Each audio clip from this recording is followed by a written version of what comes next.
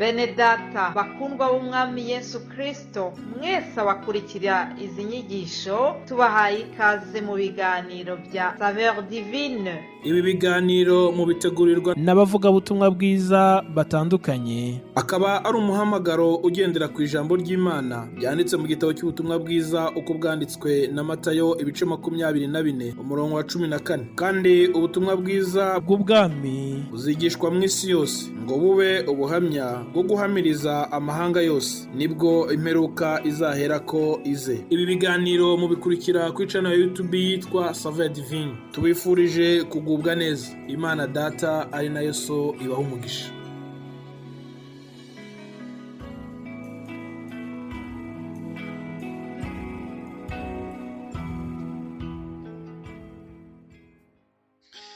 Yesu Kristo nashimwe bene data kandi inshuti z'umusaraba, nongeye kubasuhuza mu izina ry'umwami wacu Yesu Kristo, mbifuriza ishya n'ihirwe n'umugisha w'Imana muri iki cyumweru dutangiye, cyangwa se kuri uyu munsi wa mbere w'icyumweru ubanziriza iyi minsi 7, cyangwa se muri iyi ndwi tugiye kumarana tuganira muri iki kiganiro cya SAVEUR divine nk'uko bisanzwe muri kumwe na Pastor Éric NZAMWITA, aho tugiye kuzamara iki cyumweru tuganira ku mutwe w'amagambo meza cyane arimo ijambo Yesu yavuze, tubona mu gitabo cy'ubutumwa bwiza bwa Yesu Kristo uko bwanditswe na Matayo ibice byaho 4 umurongo waho wa 17 ahagira hati: Yesu ahera ubwo atangira kwigisha avuga ati, mwihane kuko ubwami bwo mu ijuru buri hafi, Imana yacu ishimwe cyane.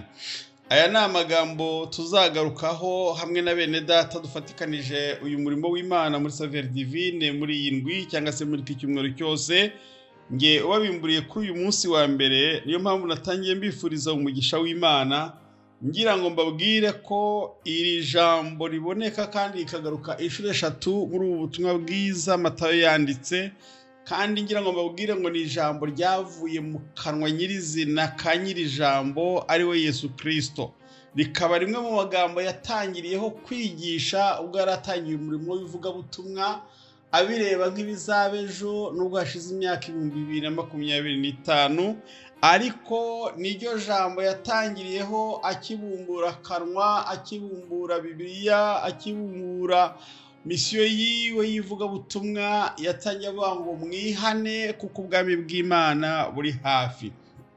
Ni muri cya gihe Yesu yigishirizaga i Kaperinawumu, yumvise ko igihe bari babohesheje Yohana, akagenda akajya i Galilaya, akimuka i Nazareti, akiturira i Kaperinawumu mu mudugudu wari uri ku nyanja mu rugabano rwa Zebuloni na Nafutali. Aho ngaho niho ibi byavuzwe n'umuhanuzi Yesaya byagiraga nabyo ngo bisohore mu gihugu cya Zebuloni na Nafutali, hafi y'inyanja nyine nk'uko twabibonye haruguru y'i Galilaya. Kandi muri icyo gihugu batubwira ko cyari igihugu cy'urupfu, ndetse cyari igihugu gicuze umwijima mwinshi cyane, ariko bagira umugisha wo kumurikirwa n'umucyo. Niho rero hatangira aya magambo Yesu yaseguye ubwe, aterura aya magambo aravuga ngo Yesu ahera ubwo atangira kwigisha avuga n'ijwi rye rirenga ati, mwihane kuko ubwami bwo mu ijuru buri hafi, Imana yacu ishimwe cyane. Bimwe mu bintu Yesu adushakaho kandi adukangurira, adusaba kwihana. Kubera iki? Ni ukubera kuko ari igikorwa yifuza ko cyakorwa na nyiracyo, cyakorwa na nyir'ubwite nk'uko dukunze kubivuga mu rurimi rw'Ikinyarwanda. Umuntu urebwa n'icyo kintu nyir'ubwite ni ubwe bisaba ko yisuzuma. Ijambo ry'Imana rivuga ngo akiyimira, akiyebariwa, akimenya ubwe, kuko burya umuntu niwe wiyizi. Nkunda kubwira abantu ngo umuntu ushobora kumubeshya cyangwa nawe akakwibeshyaho, ariko burya mu bintu bitajya bibeshywa umutima wawe ntago wawubeshya, kubera kuko hari ukuntu abantu bakuzi, hari uko nawe ubwawe wiyizi, ariko hari nuko umutima wawe muziranye. abantu rero bashobora kukwibeshyaho cyangwa nawe wababeshya, wifite nk'ubushobozi bwo kubiyereka uko bashaka kuba bakubona, ariko akenshi niwo uri kwihemukira. Biranashoboka ko washobora no kwiyoberanya ukishushanya ugasa n'uko isi ishaka kwikubona cyangwa sosiyete urimo ikubona. Ariko bimwe mu bintu utabeshya ni umutima wawe. Umutima wawe muraziranye, niba ukiranirwa muraziranye, niba ukiranuka muraziranye. Niyo mpamvu rero Yesu atashyizeho imbaraga zo kuvuga ngo hagire undi muntu uguhana, nubwo ibyo tuza kubireba ko nuramuka utihanye igihe kizagera ugahanwa n'undi cyangwa n'itegeko cyangwa n'ikindi.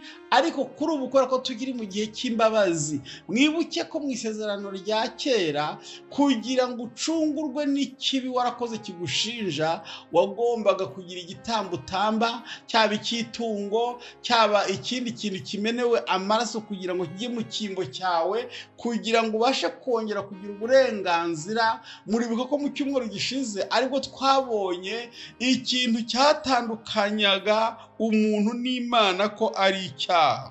Icyo rero kugira ngo umuntu agikire, yongere agirane ubusabane, yongere agire ububasha bwo kwitwa umwana w'Imana, agire iyo autorite, agire ubwo burenganzira bwo kujya kwitwa umwana w'Imana, hagombaga kumeneka amaraso y'igitungwa, bigaragara ngo hagombaga kuboneka indi ncungu. Ariko Yesu abonye ko hari abatazabona ayo mafizi y'intama, izo mpene, izo ntungura, aritanga. Kandi mu Baheburayo tubwira ngo nubwo ibyo byatambwaga kenshi ngo kandi bikagaragara bidahagije, ariko Yesu abonye ko abantu bazicwa n'imiruho, bazahera mu ubwo bubata, Bibiliya tubwira ngo yitanze rimwe ku musaraba, ngo kandi yitanga bigaragara ko ahagije. Haleluya! Kuko yamennye amaraso ye, aravuga ngo uzemera kwihana. Tugarutse kuri rya jambo Yesu yavuze rero, ngo uzemera kwihana akemera guca bugufi,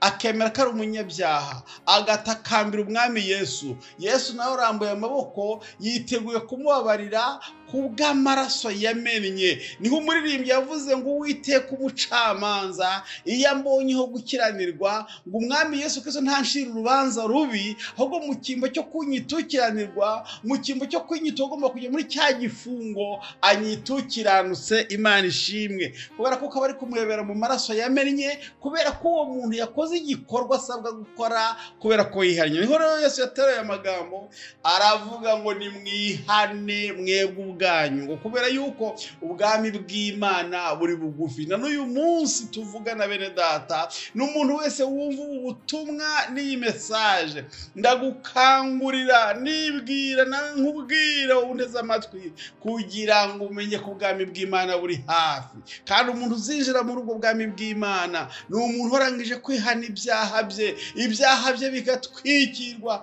ibyaha bye bikababarirwa, agahabwa umwambaro wera wo gukiranuka, ntaba kibarwaho gukiranirwa, ahubwo akitwa ukiranutse. Imana igahita imuha ububasha bwo kwitwa umwana w'Imana, akandikwa mu gitabo cy'ubugingo, akaba acunguwe n'amaraso ya Yesu Kristo, akaba umwana w'Imana. Bitihi rero, niwanga kwihana kubera kuko wari ugifite ayo mahirwe uhawe, igihe kizagera ukubwira kwihana, ububasha abufite bwo kuzaguhana. Ariko ntawe nakwifuriza kuzahanwa, ahubwo namwifuriza bwo kwihana ubwe, kugira ngo ategereze umwami Yesu Kristo, nta bwoba afite, nta kizinga, nta munkanyari, nta kimushinja, ahubwo ategereze umwami Yesu Kristo nk'utegereje kuzamuhemba, nk'utegereje kumwakira, kubera kuko yihannye ibyaha bye. Subiye mu iri jambo rero Yesu yavuze, nanjye ndabinginga bene data kugira ngo mwihane, kuko ubwami bw'Imana buri hafi. Mwami Yesu Kristo, nsaba uyu muntu wese dutaramanye muri uyu mwanya yumva ubutumwa bwiza, ibimushinja arabizi ubwe n'umutima we, ibyo agomba kwihana arabizi, ibyo yakoze bimutandukanya nawe arabizi. Ariko ndamusengeye kubera ko ubwami bw'Imana butwegereje, kubera ko wa munsi urushaho kutwegera, kugira ngo yihane atarindiriye kuzahanwa. Mbisabye mbyingingiye kandi mbyizeye kubwa Yesu Kristo umwami n'umukiza wacu. Urakoze. Amen.